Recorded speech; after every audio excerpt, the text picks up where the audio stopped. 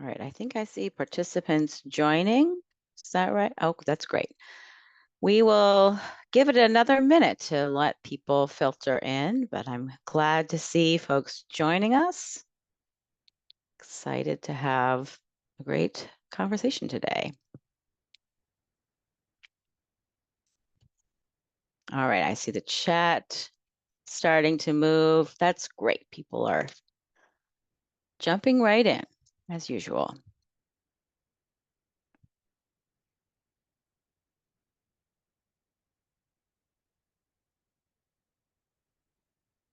All right. It's the top of the hour, so I think we're going to get started. Hello, thank you so much for joining us for our MS Activist webinar on voting without barriers. And really welcome. We're so happy to have you here.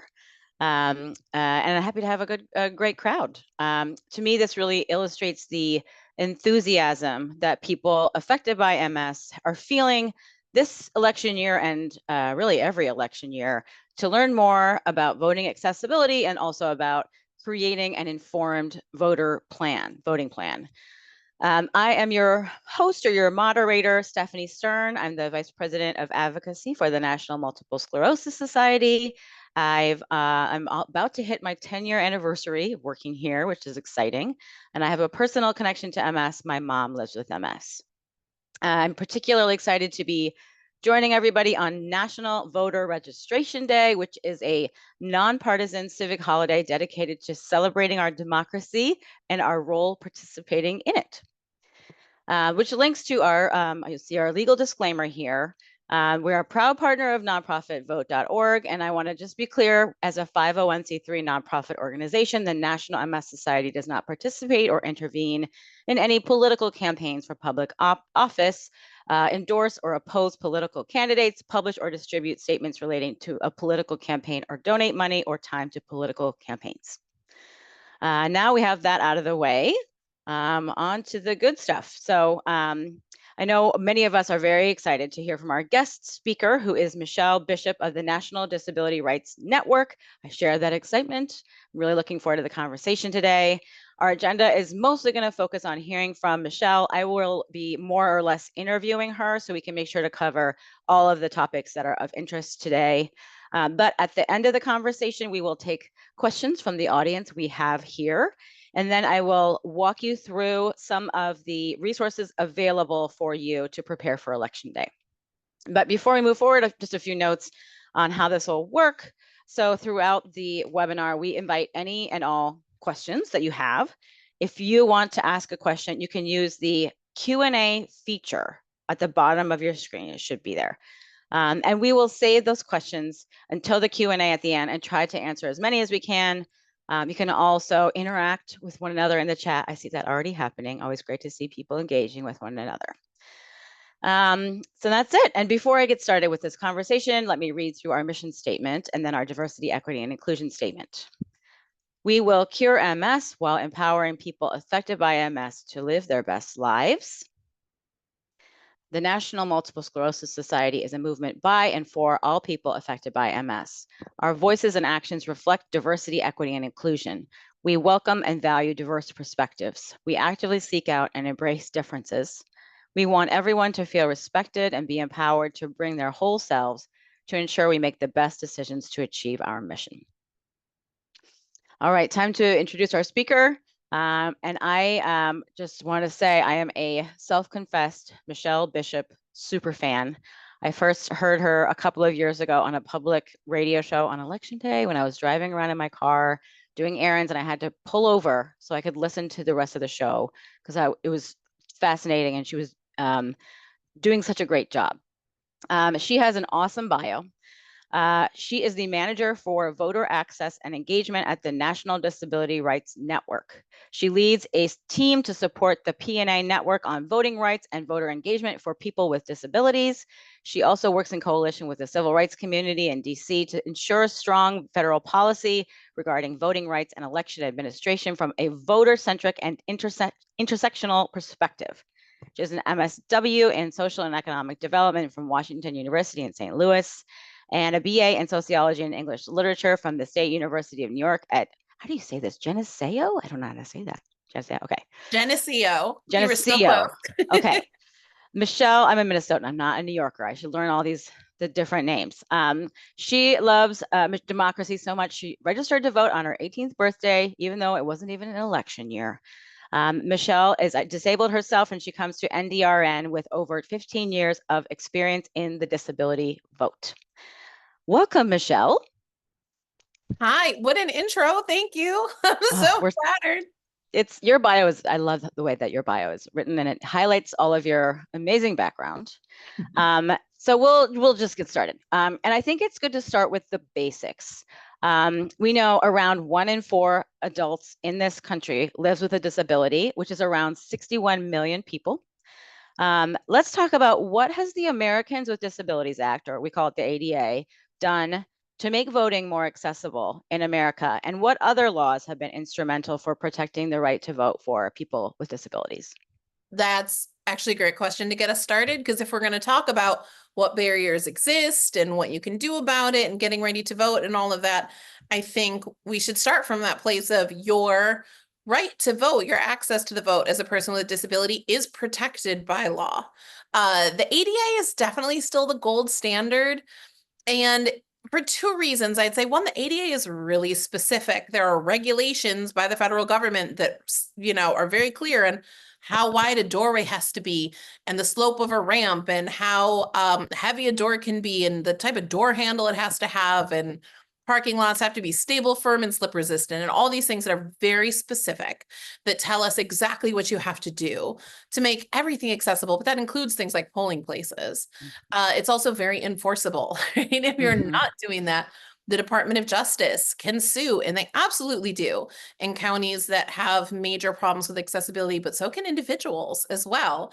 So it really lays out kind of everything we rely on today about how to make, especially that traditional voting where I go to vote in person, accessible. But it also protects other forms of voting, like voting by mail and those things as well. So we could talk a little bit more about that if that's helpful. There's also a few other pieces of legislation that are really important as well. Protecting access to the vote for people with disabilities is really kind of done through this like patchwork of federal legislation that kind of lays down our basic rights. Another really important one is the Help America Vote Act, which we call Mm-hmm. HAVA. It's from 2002. It came out of that whole debacle with the 2000 election, if folks remember that. I know, I'm sorry. Just people probably still don't want to think about it, and I apologize right now to everyone from Florida, because that's Still Florida painful gave for them. us the, Yeah. the hanging chads and the pregnant chads and all the chads, right? With the Mm-hmm. punch cards machines, and we couldn't tell how people wanted to vote, and it was a whole thing. And so that was the piece of legislation that gave us the accessible voting machines we see now. We got rid of those punch cards that were super inaccessible, and we got, like, you probably see a touchscreen voting machine now when you go to your polling place. It requires that there be at least one of those in every polling place in the United States, at least one, and they should have more if it's a polling place that gets a lot of voters. It created agencies like the Election Assistance Commission that provide resources around voting and access to the vote. It actually created a mandate for NDRN's national network of organizations. I see a Floridian in the chat who's still traumatized from 2000. So sorry to raise that for you again.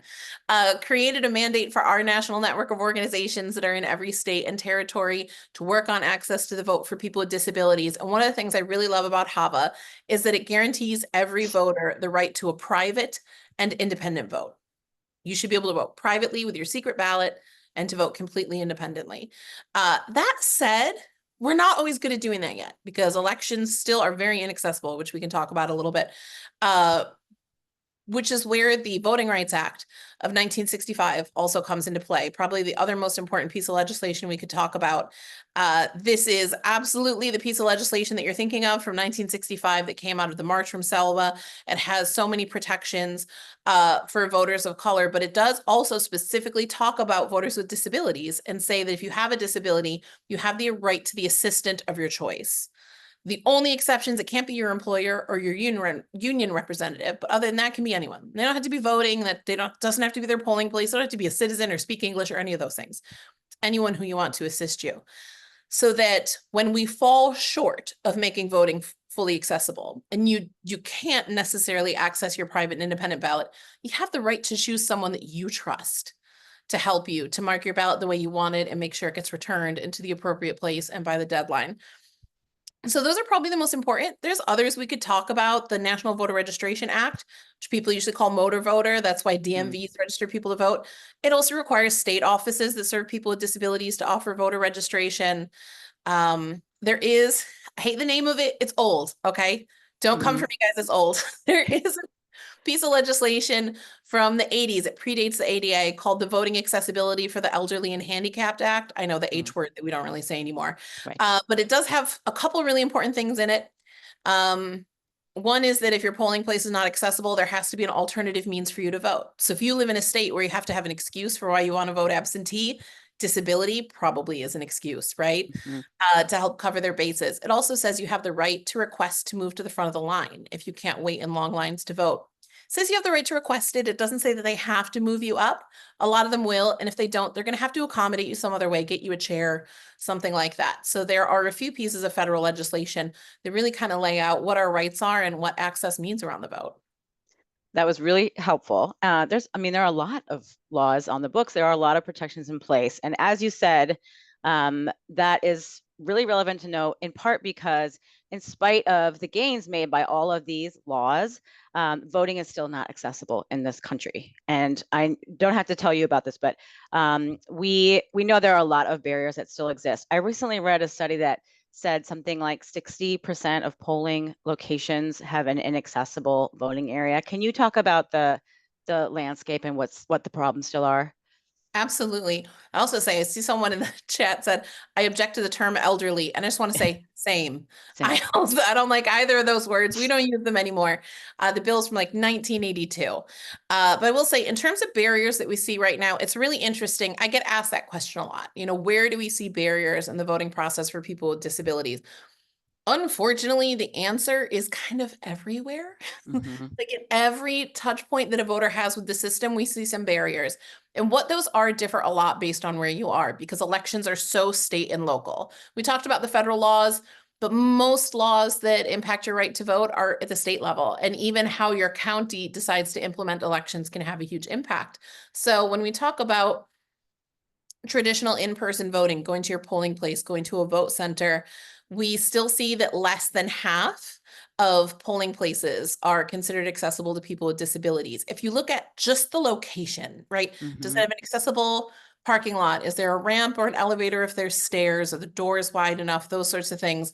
Only about 40% the last time we had a good survey, which admittedly was in 2016. This is usually done by the Government Accountability Office, which is a federal agency when they're requested by Congress. And they weren't doing this in 2020 because of COVID. Hopefully they'll be Hmm. out there again this year.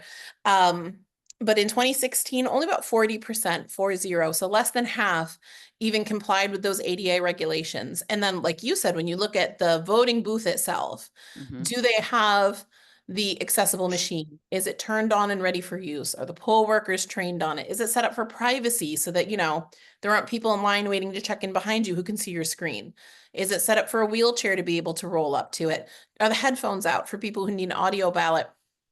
It's even less. I think it's only about 35%, I believe, were considered accessible the last time they looked at this in 2016. When you take all that data and pull it together, this is where it gets really, really sad. Only about 17% of polling places could actually be considered compliant with Mm. federal law, which is terrible. And what really, we'll talk about some better stuff later. The whole thing won't be depressing, Right. but but that's actually like an all-time high. We worked really, really hard to Hmm. push things to that point. It was even worse when we started this. So we do still see barriers. When we talk about voter registration, I think we've seen a lot of improvement. Online voter registration makes a big difference for people who can't use paper, but those websites have to be designed for accessibility or they kind of leave us behind. When we talk about vote by mail, it's exactly what it sounds like. Traditionally, it's mailing someone a piece of paper. If I can't read that paper or handle that paper for whatever reason, I'm blind or low vision, I have limited or no use of my hands, I have a learning disability, then that's not accessible to me. Increasingly, we see states that are sending those ballots to people electronically and letting them mark them electronically so they can access it in a way that works for them, but that's not done everywhere. So we still see I like ballot drop boxes. I love, but they're not in use everywhere.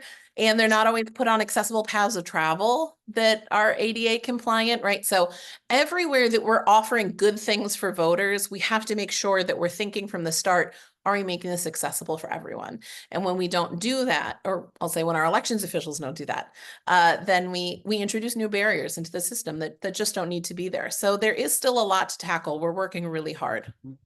Thank you. So as I listen to you as a policy and advocacy person, this lack of accessibility makes me feel really outraged and also motivated to figure out what are the solutions. So what more needs to be done to ensure that voting is accessible? Is it on the individual voter to know their rights and flag violations of the law? Can you talk more about what are states and localities required to do to make sure that everything's working the way it's supposed to be working? Gosh, that's actually a really great question because it shouldn't be on the voter. And that's not really how elections work in the United States. Technically, the burden is on elections officials to make sure that they're complying with federal and state laws and they're making voting fully accessible to everyone. And there's a lot that they can be doing. They should always be doing ADA surveys of their polling places. The Department of Justice took all those ADA regs and turned it into a survey that you can use for polling places specifically. So you don't even have to look through the ADA and figure out how does this apply. DOJ did that for you. They should be doing that, and they should be updating those polling places. If there's somewhere nearby they can move it to that's more accessible, that's great. If not, they can do a lot. They can throw down a portable ramp. If there's not a ramp, they can prop open a heavy door. They can tape down power cords that are on the floor. It's amazing what you can do with duct tape and traffic cones. To be completely honest, you can really MacGyver a polling place and make it much more accessible, especially like parking lots are always problematic. They don't tend to have enough accessible parking spaces. Temporary signs and traffic cones. You can Mhm. make access aisles and parking spaces and get that figured out. So if they know what the barriers are, there's a lot they can do to address it. They can also be doing things, like I said, providing vote by mail in more than one format. Can I receive it and mark it electronically? Can I return it electronically? So that if paper is a barrier for me, sending it and letting me mark it electronically does a lot. Let's say I was quadriplegic, I had no movement from the neck down. If I can get it in my email and fill it out with my computer and use the AT that makes that work for me, that's awesome. But if I have to print it and return it, which you do in a lot of states, what am I doing with that piece of paper when it rolls off the printer? I have no movement from the neck down. I cannot privately and independently Mhm. pick it up and fold it and mail it back. To say nothing of the fact that most people don't own a printer anymore these days. So really looking at their vote by mail and making it much more accessible. They also are required to provide accommodation to people with disabilities. So they should be thinking about that and training their poll workers well. You're able to bring your service animal into a polling place with you. They should know that you have the right to the assistant of your choice. Poll workers should also be ready to assist you so that if you don't have that, they can send one Democrat and one Republican poll worker with you and provide you that assistance. You can choose whoever you want, but you don't have to have that if you don't. They should be thinking about all these things and providing those kinds of accommodation. They should be moving you up in line. Or if they're not going to, do they have chairs for you? And they should have a good process for that, right? They shouldn't be like putting you in a separate room somewhere and you can't, are they holding your place in line? What's happening? When are they coming to get me to vote, right? They should be thinking about all of those things. There's a lot that can be done. The part that I don't love about all this is that they don't necessarily know how to do it without us. Right? Mhm. Elections officials know more about running elections than anyone else in the country. It is actually a really hard job. It is big and it is complicated. And they've got a lot of moving parts to figure out. So they do have expertise in elections. What they don't necessarily have expertise in is people with disabilities and what we need to make the system work for us. And that is where we come in. That's where a lot of disability rights organizations are working really hard to partner with them and say, hey, elections, we know disability, let's do this together and we can help you solve these accessibility problems you've got. And I think that goes a long way, but this is where it does actually come back a little bit on the individual voter, which is, I'll say upfront, not fair. As a person with a disability, you should just be able to go vote and not show up ready to like advocate for yourself Mhm. or ready to jump over any barriers that you're going to encounter. Other voters don't necessarily have to do that. You shouldn't have to. But that is sometimes the way it is. And what we need from voters is for them to tell us what they're seeing, right? So if you go to vote and you see something that's not right, we can't advocate to get that fixed if we don't know that it's happening. So we can talk a little bit later about ways that you can contact folks and let them know what's happening. But what I would say to voters is, if you see something that doesn't seem right to you, you should definitely let someone know so that they can advocate to get that fixed next time around. Even if the poll workers are really wonderful and treat you respectfully and do everything they can think of to help you, even if you're able to cast your ballot, which is amazing, that's the goal. If, there were 5 different things you saw that violated accessibility law along the way, we want to know about those because we can make sure Mhm. they're not there next time. Thank you so much. And I'm already learning so much. I'm so appreciative that you're here. Clearly one of the nation's foremost experts on accessible voting. And related, I would love to talk to you about what has happened in the last few years, which is a lot, right? So we know that during the height of the pandemic, states were allowing for huge expansions of voting options, and it drove incredible turnout. I think I saw about 18 million people with a disability cast a ballot. And I also do want to point out for this audience and for you, we know that the most common disability is mobility, and that's affecting, I think, 1 in 7 adults is what I saw. But there are a lot of other common disabilities related to cognition and independent living and hearing and vision issues, and some of those can be prevalent among people living with MS. Can you talk about some of those? You probably covered many of them already, but some of the accommodations that states made to make voting more accessible for everyone, or really like what's different about now versus even 5 years ago? You're totally right. There was a lot that was done in 2020. It wasn't necessarily for people with disabilities. It was because of the Right. COVID pandemic, but I'll take it. Like, I'm not in a position to turn that down if it's Sure. going to make voting more accessible. And it made it more accessible for everyone. Let's be honest. If we make a Mm-hmm. good decision for people with disabilities, it tends to work for everybody. I think we've talked about this before because this is my favorite example. When you think about curbs cuts, right, where the sidewalk cuts away and it's level with the street, everyone uses those when they're there. If you're rolling a piece of luggage, you're pushing a stroller, people, because it's easier than trying to, you don't want to hop your baby in a stroller up the curb if you don't have to. Yeah. But those were created for people with disabilities so that people who use wheelchairs and walkers and things like that aren't forced into the street where Mm-hmm. they're in danger. But once you put that in for people with disabilities, everyone adopts it because stuff that's good for us is good for everybody. And so I think we saw a lot of that in 2020. We did a lot of things for COVID that just made sense. States added early voting or they expanded their early voting. I love that. When it comes to people with disabilities, it just gives you maybe 2 or 3 weeks to figure out how you're going to make your vote happen. If you need to get transportation to and from the polls, you want to bring someone with you to assist you, any of those things. Now maybe you've got 2 weeks to figure out how you're going to do that instead of having to make it happen on one day. And I really love that. Or if you think you've got it together and something goes wrong, your ride Mm-hmm. falls through or something like that, polls are open for a couple more weeks, you got another chance to figure that out. We made it a lot easier to vote by mail, which I love as well. A lot of states actually did add that electronic option that they didn't have before, which is important. They also did other really good things like getting rid of witness signatures and Mm-hmm. having to get someone else to sign your ballot and witness that it's you, which also strikes me as not particularly effective for Yeah. preventing fraud. But just one more hoop you have to jump through. Notaries. Some states require that you get it notarized. Where even is Unbelievable. a notary? In some Right. if you live in a rural area, is there a notary around the corner? And what if where you have to go is not accessible to access a notary? They got rid of those types of things. Some of them got rid of having to have an excuse, and you could just vote by mail just because you want to, which I think is a great idea. We saw a lot more use of curbside voting. And even if anyone's from Harris County, Texas, they were doing drive-through voting, which I thought was brilliant. They just kind of set it up like a COVID testing site, and anyone who wanted to could drive through and get their ballot cast and get out of there. Brilliant. Right. You're able to process voters so quickly. Um, and I like that. And I like curbside voting. Sometimes we see curbside voting is the idea that if you can get to your polling place, but you can't get inside, they're going to bring the ballot out to you, which I think makes a lot of sense. Now they're not allowed to use it instead of making the polling place accessible.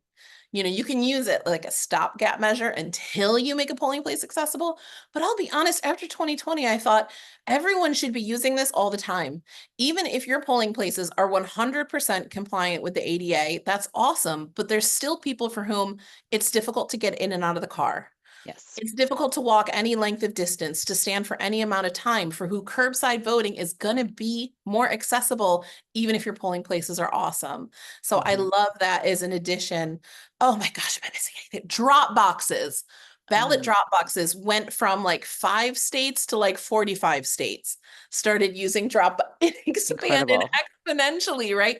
What a great idea that if I'm getting a vote by mail ballot, I don't have to put it in the mail, which in Hmm. 2020 was making all of us nervous because there was some stuff going on with the postal service. Yes. But I also don't have to get to a post office or a polling place or wherever I can drop it off if there's drop boxes all over the place where I can just leave it. It just gives you so many more options.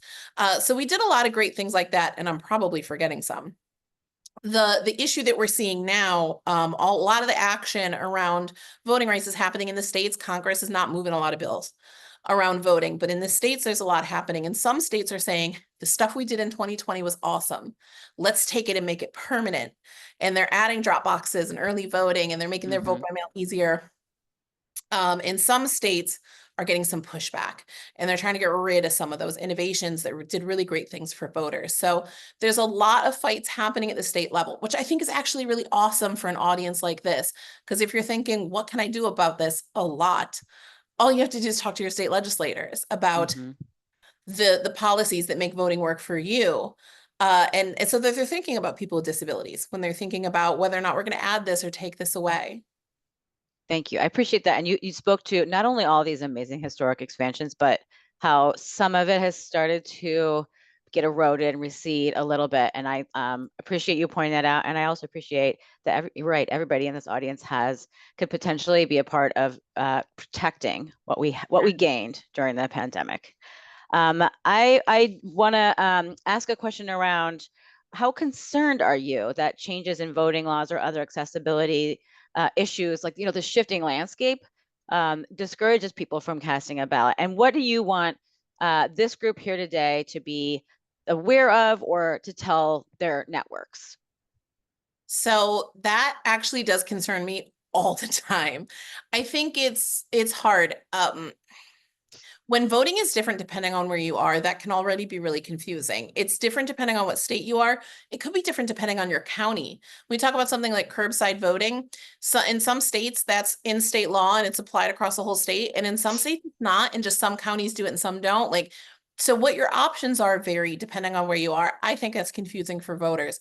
When you add to it the fact that we've seen record numbers of voting rights legislation proposed in the states since every year since 2020, that's a lot of confusion. You don't Mhm. know if the rules are changing. A bill gets passed and then somebody sues to try to get that bill struck down. And it's like, what are the rules going to be by the time I go vote?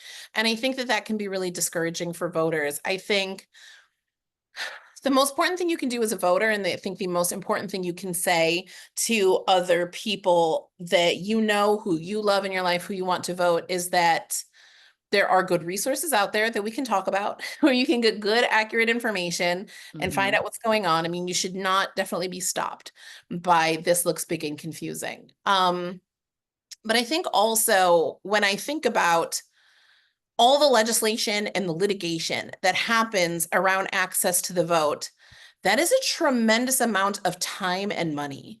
That Mhm. takes time and it takes people power and it's expensive, especially when we start getting into lawsuits. It's expensive. Yes. And so every time you look at that and you think, oh my gosh, in my state, they're trying to do all these things to make it harder to vote or whatever it is, somebody is spending a lot of time and money to try to make it harder for you to vote, which means the only thing I take from that is, wow, my vote must be incredibly powerful.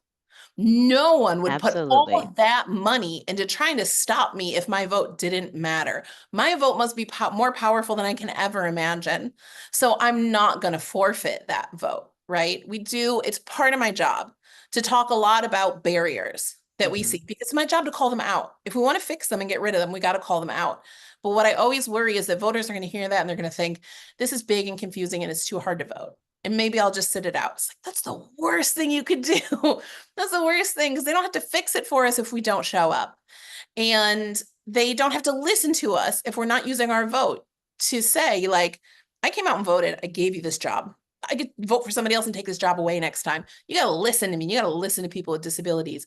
And every time you see all these fights happening in the states around the right to vote, the only thing that that should say in your brain is people are working so hard to either make sure I get to vote or stop me from voting. My vote is incredibly powerful. And when I take my one little vote and I add it to all those other hundreds or thousands or millions of votes, that is real power. And the disability community is so big. We are so powerful if we really use our votes in that way.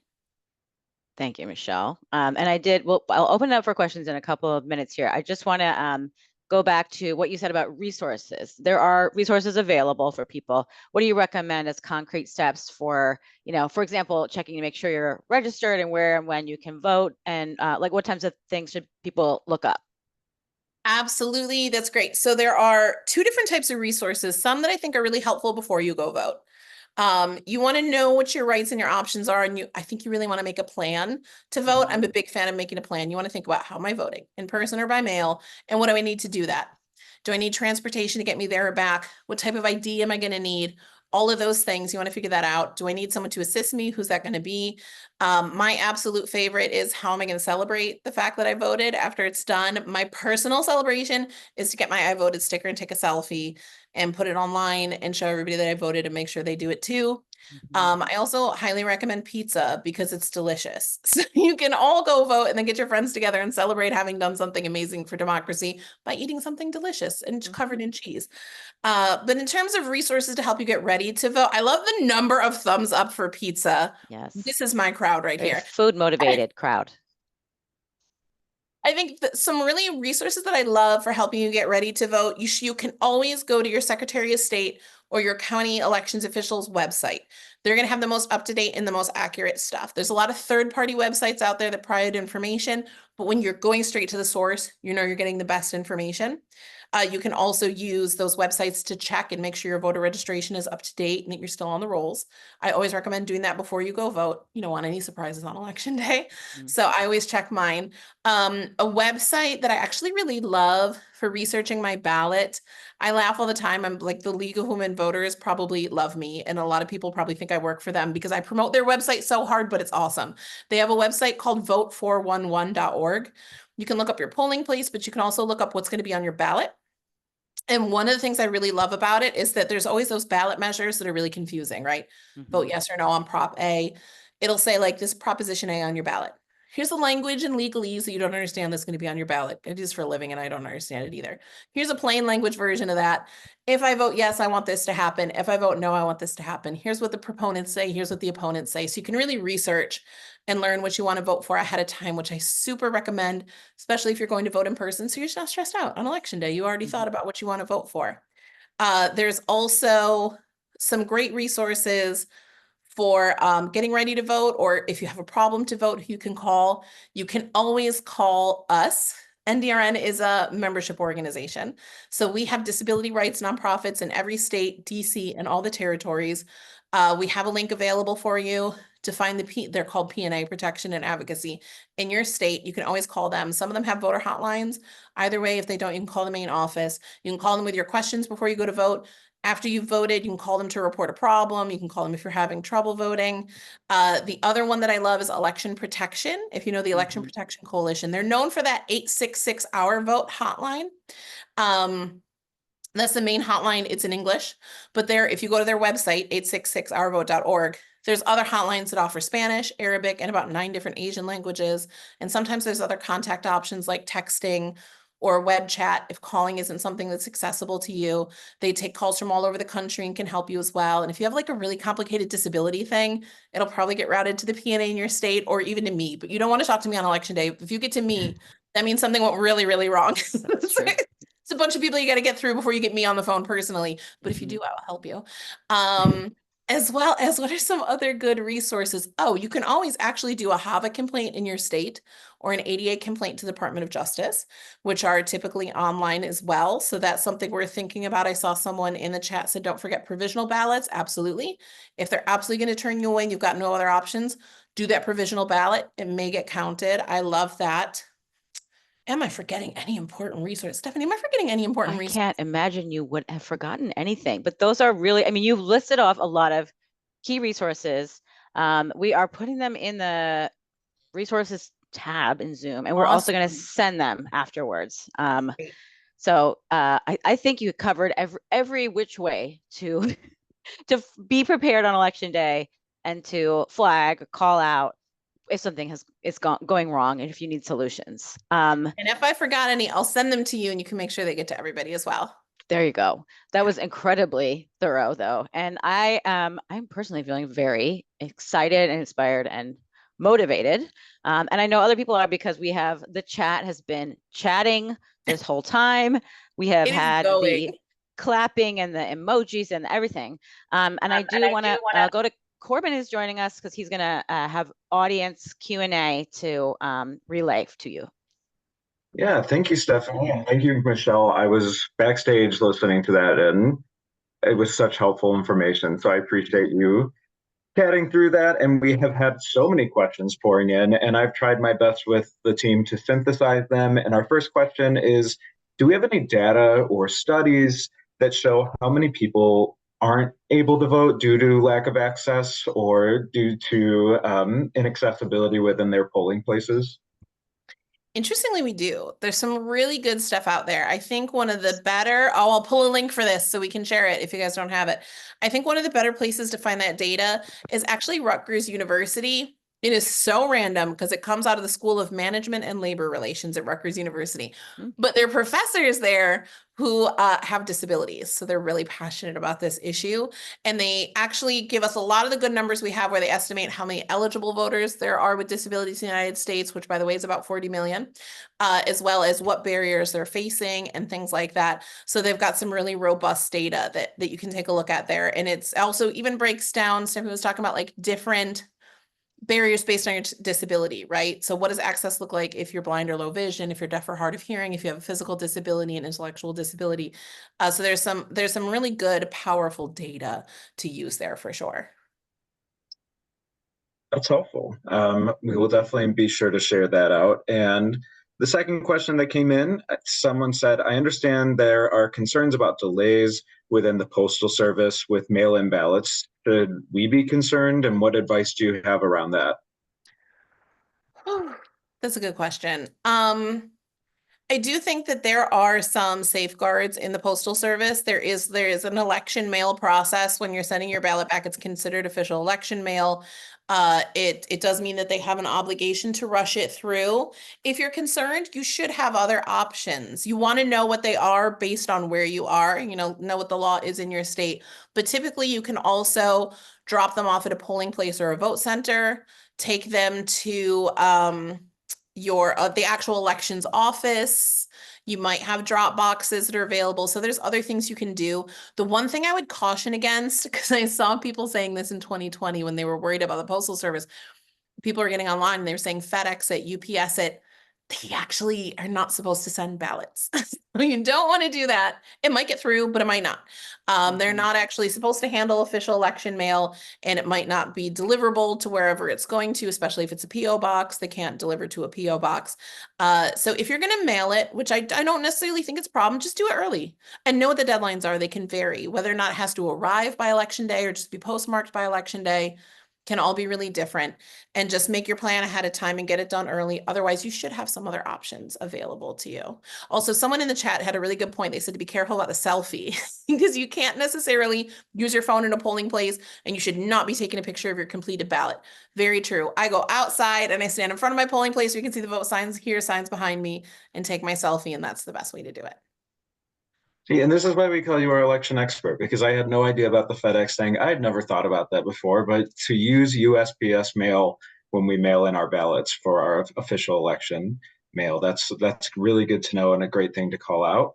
Another question we had come in is we're seeing questions around, we're seeing on our end a lot of questions around polling place accessibility. Are there any advocacy groups that focus on election accessibility? There are a lot of people who are looking to make their voice heard on that specific topic. Oh man, I feel like I'm bragging on our own network a little bit too much. You It's should, Please do, though. brag away. seems a little self-serving, but legitimately, I mentioned this early on. our network of organizations absolutely are mandated by the Help America Vote Act to be working on this issue. So wherever you are, they have staff that have some expertise here and they're working on this. They should be working on it, 365 days a year, whether or not it's 2024 or 2025. Of course, if you live in Virginia like me, you vote in 2025, but not everyone does. So you absolutely can get in touch with our network of organizations. And if you're looking to help, like you're just awesome advocates and you want something to do, I think they'd love that. We're nonprofits, so we got limited resources just like everybody else. We would love to get some volunteers in there. But even if all you're doing is calling and saying, these are the things that I see that are a problem, that is so helpful for us. We need that information from voters to know what we should prioritize and who we should be calling and what we should be working on. So I do think they're your best place to start. I will give them a shout out. A lot of independent living centers do this work as well. They don't have that same mandate, but I worked in an independent living center once upon a time where we did a ton of work on this. So I would touch base with all the disability groups and maybe even ask them what they're doing, because then maybe if they're not doing anything, they'll think we should be. And you can get them advocating as well.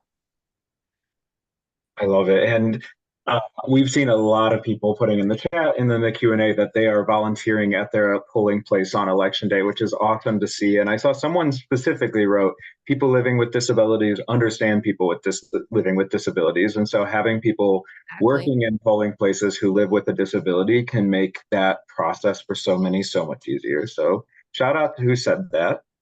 Absolutely. I love it. So you have people with disabilities working at your polling place, like you said, they just get us. And they're more likely to know, actually, you do have to accommodate that, or this is how you talk respectfully to a person with that type of disability, or all those things. It also means all the non-disabled people who show up to vote on election day see people with disabilities being part of the process. If you're there for 30 minutes while you're voting, they see you. But if you're there for 12 hours because you're working there, way more people see you. And they think about this as part of the process. I interestingly saw in the chat, people were saying, I wonder what they're going to say about accessibility when I go to poll worker training. Yeah, me too. As a matter of fact, this is really interesting. There is no federal law that requires any training whatsoever for poll workers. So in some places, they don't get training at all, which I find a little scary. But also how much training and what they're being training on, none of that is really regulated unless they pass some sort of law in your state. So it's also really interesting as a person with a disability I agree, it's outrageous. There's no training requirement. There should be. But as a person with a disability, you sign up to volunteer, you show up to that training. If they're not talking about accessibility or they're giving information that's not accurate, then we're there and we know what's happening and we can start doing some advocacy around that as well. Yeah, I see the chat lighting up. I didn't know that either. I can't think of a single job or volunteer position where you don't get trained on your first day. That seems, especially for something as big as this, that feels it's complicated. There's a lot of stuff you got to do as a poll worker. You got to know where to sign things and when to break seals and all that. It's really, really complicated. I can't imagine doing that with no training. And then our final question for you today that came up is there any way to know if there are barriers that will prevent me from voting at my polling place and what those barriers are? There are some good ways to know. The number one thing I would recommend, you want to find out in advance where you're voting. So if it's a state where they have traditional polling places, you're assigned to a specific polling place. If you have vote centers, you can go to any of them. So that's handy. There's vote centers. You can go to the one that's closest to you, but if it doesn't work for you, you can go to another one that's more accessible. There are fewer vote centers, so sometimes they tend to be the rock star, more accessible locations when that works.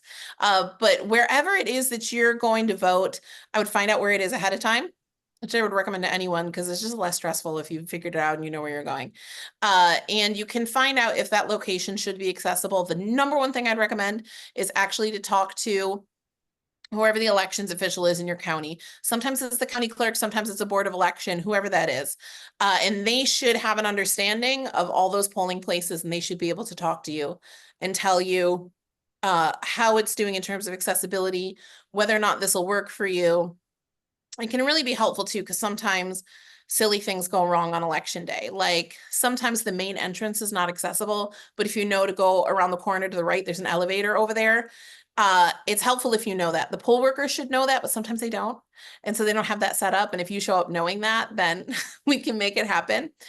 They might also be able to tell you about other options, like if there is curbside voting or something like that that's available to you, so they can really help you figure out what your best options are. Of course, I have to say you could also call the P&A. They can help you to do that as well, and also help you to advocate for yourself if you're having an issue with your polling place being inaccessible to you, and help advocate for what type of accommodation should be provided for you. You'd be amazed the things that are possible. Elections officials don't want to do some of these things because they're complicated, but they can assign you to another polling place that's more accessible. It's kind of a nightmare for them because you might have a different ballot than that polling place. They don't want to do it. Or they can bring a voting machine to your house. There's a lot that they can do if you know what your options are and there's someone to help you advocate for it. Thank you so much. That's as Holly said in the chat. There were more questions, but we only had so much time. But we will try to follow up, and you can always reach out to us at msactivist@nmss.org. I know Stephanie will highlight that. I'm gonna now share my screen, and Stephanie, pass it back to you. Yes, and I will first, before we go to our resources slide, I do want to extend a profound thank you to Michelle Bishop for joining us today. This was a really illuminating conversation, and I hoped made people feel that their experiences have been validated, but they also have so much reason to feel hopeful and to feel part of this movement to make voting possible for everyone. Yes. So thank you times a million. Thank you. And as always, we love to include a next step. Michelle just evaporated, but I think I see a lot of people thanking her as well. We love to have a next step. We have created a landing page that includes resources as you prepare for Election Day. All this will be emailed out in the follow-up. If you scan the QR code on the left, it takes you to that page. It has resources like an ADA checklist for voting and a link to Ballot Ready, which helps you see what's going to be on your ballot on Election Day and more. And then I am excited because on the right is our QR code that takes you to our very own voter registration tool where you enter your info.